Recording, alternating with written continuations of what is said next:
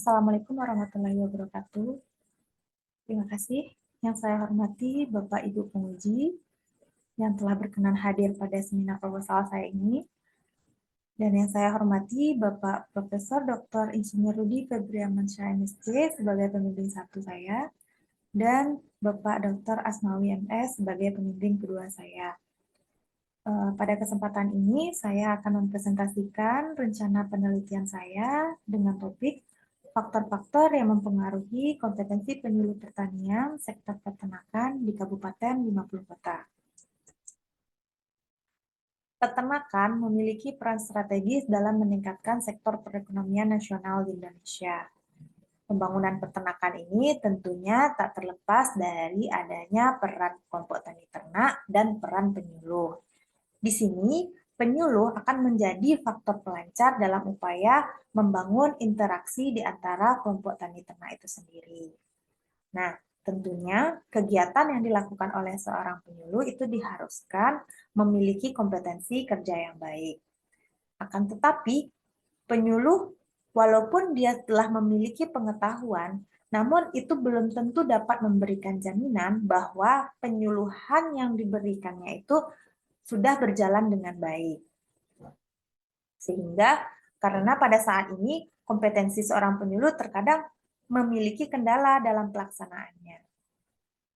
Kabupaten 50 Kota sendiri itu merupakan salah satu sentra peternakan yang ada di Provinsi Sumatera Barat, di mana Kabupaten 50 Kota hanya memiliki 16 orang penyuluh peternakan. Jika dibandingkan dengan jumlah kelompok tani ternak binaannya itu sebanyak 704 kelompok yang tersebar di 13 kecamatan. Tentunya jika dilihat dari efisiensinya suatu penyuluhan itu sangat tidak sebanding, di mana seorang penyuluh itu efisiennya dapat memberikan penyuluhan pada 4-8 kelompok tani ternak. Tentunya dengan keterbatasan jumlah penyuluhan tersebut, maka diharapkan perencanaan dan peningkatan wawasan petani peternak yang dilakukan oleh seorang penyuluh itu tidak terlepas dari faktor kompetensi yang dimilikinya.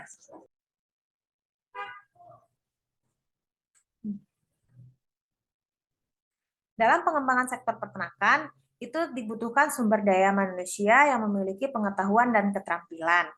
Agar terciptanya perubahan pengetahuan, sikap, dan keterampilan yang merupakan tujuan dalam pelaksanaan penyuluhan, tentunya dibutuhkan kompetensi penyuluhan dalam penyampaiannya ke masyarakat. Namun, pelaksanaan penyuluhan saat ini itu lebih banyak berorientasi kepada pencapaian program-program pemerintah yang bertolak ukur pada peningkatan produksi komoditi yang strategis, sehingga penyuluh disibukkan dengan penyelesaian target produksi yang menjadi tolak ukur dari keberhasilan sebuah program tanpa dapat mengindikasi masalah serta mencari solusi dari permasalahan tersebut. Nah, untuk itu sangat penting dilakukan penelitian terhadap kompetensi penyuluh pertanian khususnya di sektor peternakan di Kabupaten 50 Kota. Adapun masalah dalam penelitian ini sebagai berikut. Yang pertama, bagaimana tingkat kompetensi penyuluh pertanian sektor peternakan di Kabupaten 50 Kota. Dan yang kedua, apa saja faktor-faktor yang mempengaruhi kompetensi penyuluh pertanian sektor peternakan di Kabupaten 50 Kota. Dari masalah penelitian tersebut, maka tujuan dari penelitian ini itu yang pertama, menganalisis tingkat kompetensi penyuluh pertanian sektor peternakan di Kabupaten 50 Kota. Dan yang kedua, menganalisis faktor-faktor yang mempengaruhi kompetensi dari penyuluh pertanian sektor peternakan di Kabupaten 50 Kota. Kemudian, penelitian ini memiliki 4 manfaat, di mana yang pertama, bagi akademisi, penelitian ini merupakan sebuah tambahan ilmu pengetahuan dalam pengembangan ilmu penyuluhan dan pembangunan. Bagi pemerintah, khususnya Kabupaten 50 Kota sendiri, ini penelitian ini akan menjadi tolak ukur dan pertimbangan dalam mengambil kebijakan yang berkaitan dengan kompetensi penyuluh peternakan di Kabupaten 50 Kota. Dan bagi penyuluh peternakan di Kabupaten 50 Kota, penelitian ini diharapkan mampu menjadi pedoman dalam meningkatkan kompetensi dan memberi dampak positif terhadap penyuluh peternakan. Dan yang terakhir, bagi petani atau peternak dengan meningkatnya kompetensi penyuluh, itu akan sejalan dengan peningkatan kemampuannya dalam mengembangkan usaha tani ternaknya.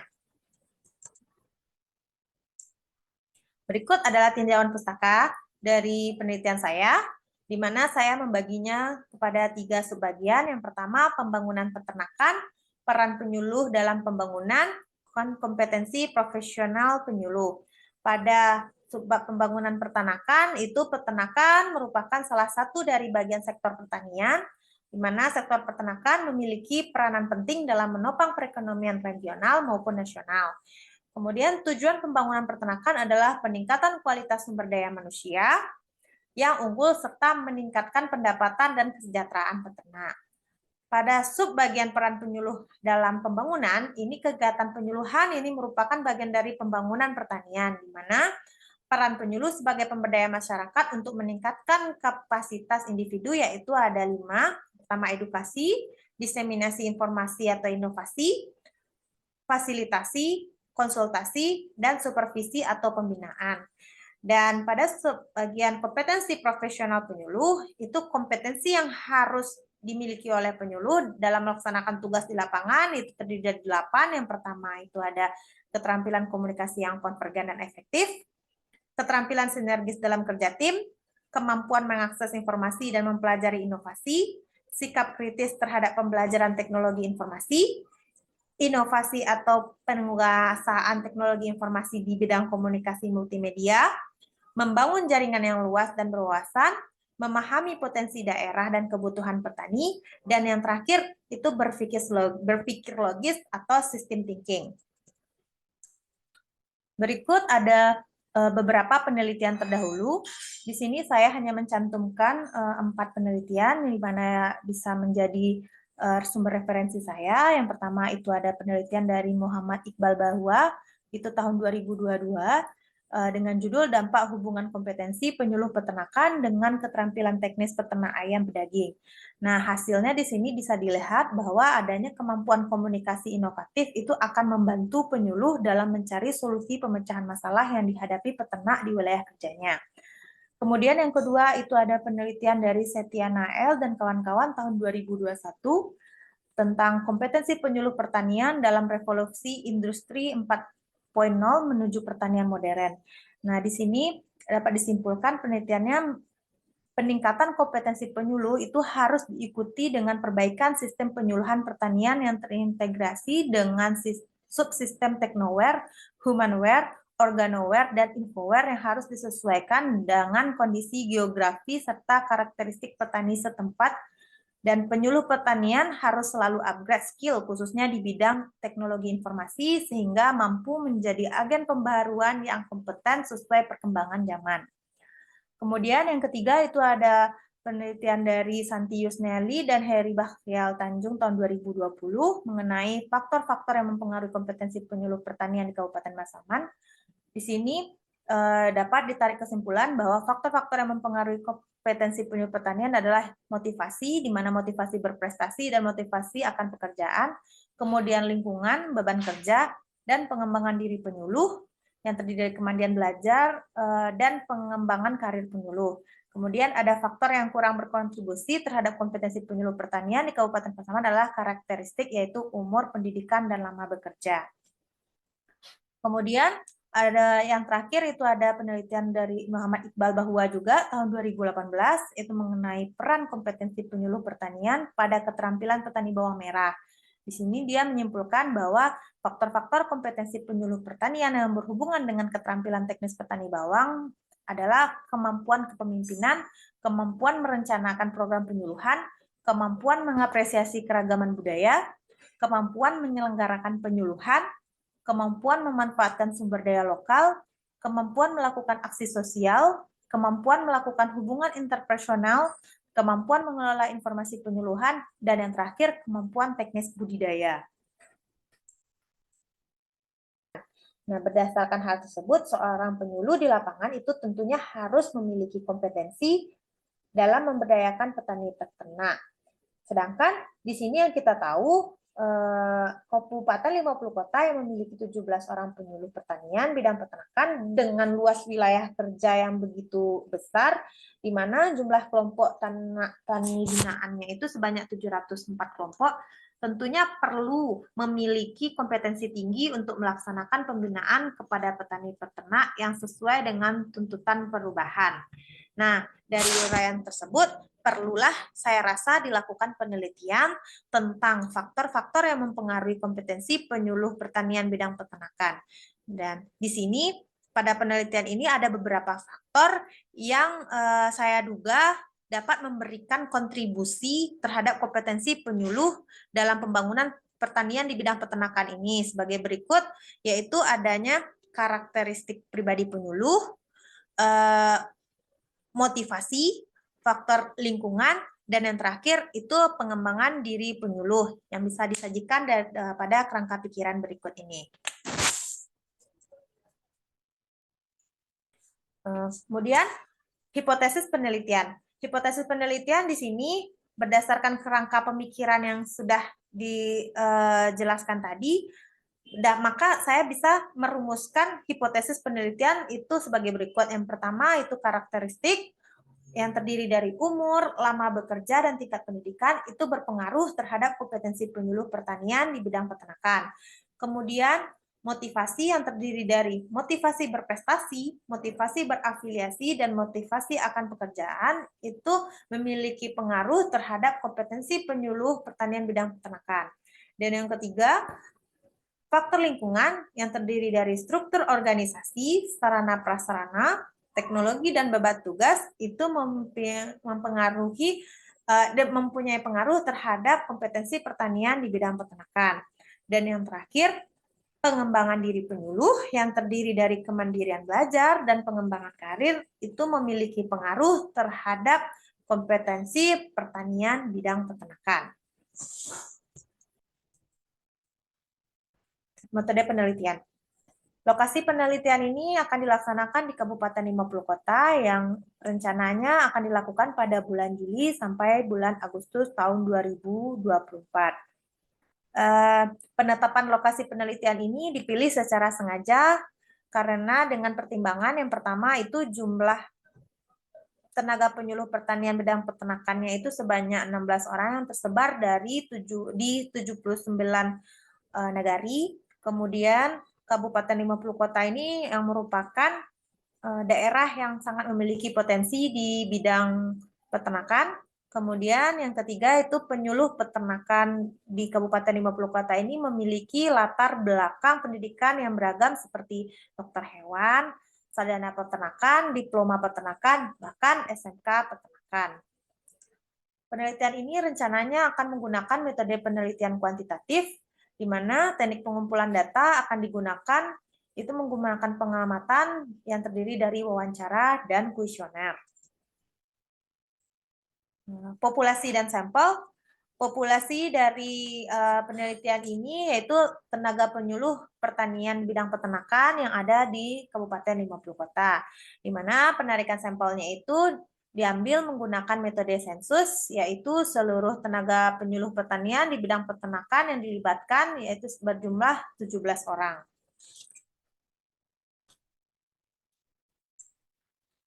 Adapun variabel bebas atau independen variabelnya, yang pertama itu karakteristik pribadi penyuluh yang terdiri dari umur, lama bekerja, pendidikan formal. Di sini pada umur itu usia umur responden diukur mulai dari lahir sampai saat penelitian dalam satuan tahun. Di sana pengukurannya itu pada umur muda umur 26 sampai 36, dewasa 26 sampai 46, tua lebih dari 45 tahun. Kemudian lama bekerja itu merupakan rentang waktu responden yang diukur mulai dari awal bekerja sampai saat penelitian dalam satuan tahun. Kemudian yang ketiga itu tingkat pendidikan, yang di pendidikan formal itu dimaksud dengan pendidikan formal itu tingkat pendidikan tertinggi yang diterima oleh responden di bangku sekolah formal yang dihitung dari pendidikan terendah sampai pendidikan tertinggi diselesaikan yang dihitung dalam satuan tahun juga. Kemudian faktor motivasi. yaitu ada 3, motivasi berprestasi, motivasi berafiliasi, dan motivasi akan pekerjaan. Motivasi berprestasi di sini dilihat adanya keinginan berkompetensinya, keinginan maju, keinginan untuk mengikuti pendidikan yang lebih tinggi, keinginan kaji terap sesuai spesifik lokal, kemudian keinginan untuk bekerja dengan sebaiknya, tidak tergantung dengan imbalan. Kemudian yang kedua itu motivasi berafiliasi, itu yang terdiri dari keinginan untuk berpartisipasi, keinginan untuk mendapat respon dari petani peternak, keinginan membangun jejaring kerjasama, keinginan untuk diterima orang lain, keinginan untuk dihargai, dan keinginan menjadi tempat konsultasi dalam mencari solusi. Kemudian yang terakhir itu motivasi akan pekerjaan, itu dia adanya dorongan yang memilih untuk berada pada jabatan fungsional penyuluhnya itu sendiri. Kemudian faktor yang keempat itu faktor lingkungan yang terdiri dari struktur organisasi, sarana prasarana, dukungan teknologi, dan beban kerja. Di mana di sini struktur organisasi itu terdiri parameternya itu efektivitas pelaksanaan tugas dan penyuluh, efektivitas komunikasi penyuluh dengan atasan, struktur sederhana pembagian tugas dan wewenang, kemudian komunikasi dan peran oleh atasan kepada anggota berlangsung secara menyenangkan. Kemudian sarana prasarana itu parameternya ketersediaan sarana dan prasarana penyuluh berupa bahan ajar, transportasi dan komunikasi, dukungan pendanaan kegiatan penyuluhan dalam peningkatan kompetensi melalui pelatihan dalam daerah dan luar daerah oleh pemerintah. Yang ketiga itu dukungan teknologi, itu di mana parameternya kemudahan akses informasi. Dan yang terakhir itu ada beban kerja, parameternya bisa dilihat dari tugas administrasi yang dikerjakan, jumlah kelompok binaan, dan jumlah nagari binaan. Variabel yang terakhir, faktor pengembangan diri dari penyuluh, yang terdiri dari 2 indikator, yaitu kemandirian belajar, pengembangan karir, dan pengembangan karir penyuluh. Di mana parameter kemandirian belajar itu terdiri dari sumber belajarnya, materi belajarnya, dan interaksi dengan sumber belajarnya. Kemudian indikator dari pengembangan karir penyuluh, parameternya itu ada 3. Yang pertama kesempatan untuk mengikuti pendidikan formal ke jenjang yang lebih tinggi, kemudian kesempatan untuk mengikuti seminar, dan yang terakhir kejelasan tentang promosi karir penyuluhnya itu sendiri. Di sini pengukuran terhadap indikator faktor-faktor yang digunakan itu digunakan dengan skala ordinal dengan 5 kategori, yaitu kategori 1 itu merupakan kategori sangat rendah, kemudian 2 rendah, 3 sedang, 4 tinggi, dan 5 itu sangat tinggi. Kemudian variabel terikatnya itu merupakan kompetensi penyuluh itu sendiri, di mana di sini ada 8 hal. Yang pertama, keterampilan komunikasi yang konvergen dan efektif, keterampilan sinergis dalam kerja tim, kemampuan mengakses informasi dan mempelajari inovasi, sikap kritis terhadap pembelajaran teknologi informasi, inovasi atau penguasaan teknologi informasi di bidang komunikasi multimedia, kemudian membangun jaringan yang luas dan berwawasan, kemudian memahami potensi daerah dan kebutuhan petani peternak, dan yang terakhir itu berpikir logis atau system thinking. Berikut daftar pustaka yang saya jadikan sebagai rujukan. Demikian rencana penelitian saya. Atas perhatiannya saya ucapkan terima kasih. Assalamualaikum warahmatullahi wabarakatuh.